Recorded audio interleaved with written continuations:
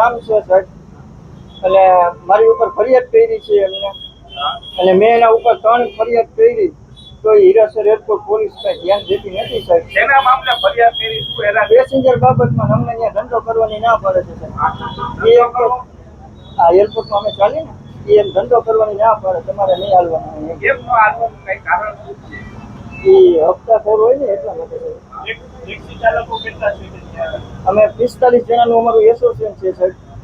હા, અમે બધા અહીંયા ચાલી છીએ, એટલે અમને ત્યાં બાર એ તમને ધમકી આપે છે એ કોણ છે? ધમકી આપે છે શું કરે છે? એ 2 લેડીઝ છે, અને જે અંદર બજવે કંપનીનું ટેબલ છે ઈવડે 2 થઈને અમને ના પડે ધંધો કરવાની.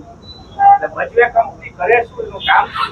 અંદર એનું ટેબલ છે સાહેબ, એટલે એ અંદરથી ભરે હાલે એનું, અને બહારથી નહીં ભરે છે, અમને ભરવાની ના પડે બહાર.